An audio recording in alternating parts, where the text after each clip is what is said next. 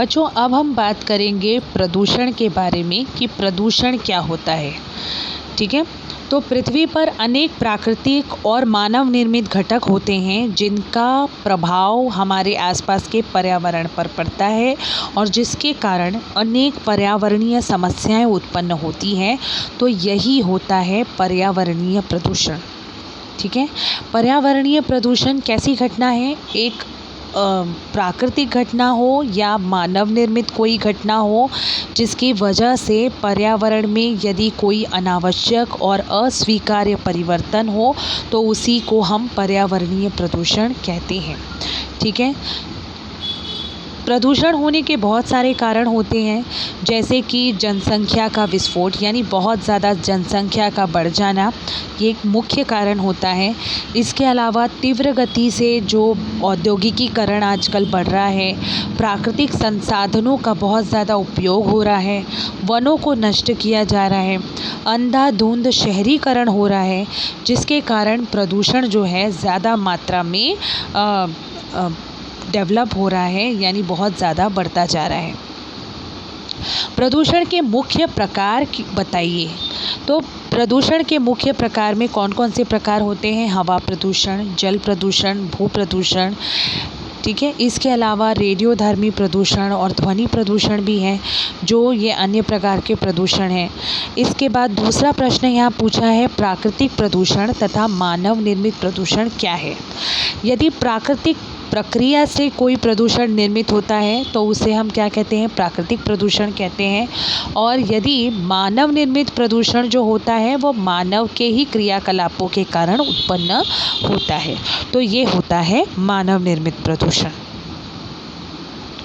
अब बच्चों, यहाँ पर आपके किताब में एक तालिका दी गई है जिसमें हमें घटक दिए गए हैं और हवा प्रदूषण किन घटकों के द्वारा फैलता है, जल प्रदूषण किन घटकों के द्वारा फैलता है और भू प्रदूषण जो है वो किन घटकों के कारण फैलता है, ये हम जानेंगे। तो घटक कौन कौन से यहाँ पर रिस्पॉन्सिबल है जो हवा प्रदूषण को इंक्रीज़ करते हैं यानी बढ़ाते हैं? तो वायु रूपी घटक में carbon dioxide, carbon monoxide, hydrocarbon, sulphur, nitrogen के जो ऑक्साइड्स होते हैं, हाइड्रोजन सल्फाइड, ये सभी हवा प्रदूषण को इंक्रीज़ करते हैं यानी बढ़ाते हैं। और ठोस घटक में कौन कौन से आते हैं? धूल कण, धुआं, राख, कार्बन, सीसा, एस्बेस्टॉस, ये सभी घटक हवा प्रदूषण को बढ़ाते हैं। जल प्रदूषण में भी भिन्न भिन्न प्रकार के घटक होते हैं, जैसे कि जैविक घटक होता है। जैविक घटक में शैवाल, विषाणु, जीवाणु, परजीवी, ये सभी आते हैं। अकार्बनिक घटक में बालू, मिट्टी, धूल, हवा में तैरने वाले धूल कण, शार्कों के अवशेष, चांदी, सीसा, भारी धातु और रेडियो सक्रिय पदार्थ, ये सारे अकार्बनिक घटक में आते हैं। कार्बनिक घटक में कीटनाशक, मल निस्सारण का पानी, अतृणनाशक, खाद इत्यादि। भू प्रदूषण को इंक्रीज़ करने के लिए कौन कौन से घटक जिम्मेदार हैं? तो खेतों में इस्तेमाल होने वाले जो कीटनाशक होते हैं, बहुत अन्य प्रकार के जो भारी और विषैले रसायन होते हैं, ये सब भू प्रदूषण को बढ़ाते हैं। ये तो हो गए घटक। अब दूसरे जो है स्रोत, हवा प्रदूषण के मुख्य स्रोत क्या हैं? तो वो है रासायनिक और तेल शुद्धिकरण के कारखाने, तापीय विद्युत केंद्र, कागज़ का कारखाना, यानी भिन्न भिन्न प्रकार के कारखाने हैं जो हवा प्रदूषण का मुख्य स्रोत माने जाते हैं। इसी प्रकार से जल प्रदूषण का मुख्य स्रोत क्या है? घरों से निकलने वाला गंदा जल, कारखानों से निकलने वाला भी जो गंदा जल होता है या रसायन होता है, खेती में जो कीटनाशकों का उपयोग होता है वह भी जल में मिल जाता है, जिसके कारण जल प्रदूषण फैलता है। इसके अलावा भू प्रदूषण जो है, इसमें कारखाने से निकलने वाले जो रसायन हैं, घरेलू कचरा है, खाद है, ये सब मुख्य स्रोत माने जाते हैं। इसके बाद हम देखेंगे प्रभावों के बारे में कि इनका प्रभाव क्या पड़ता है। किसका प्रभाव?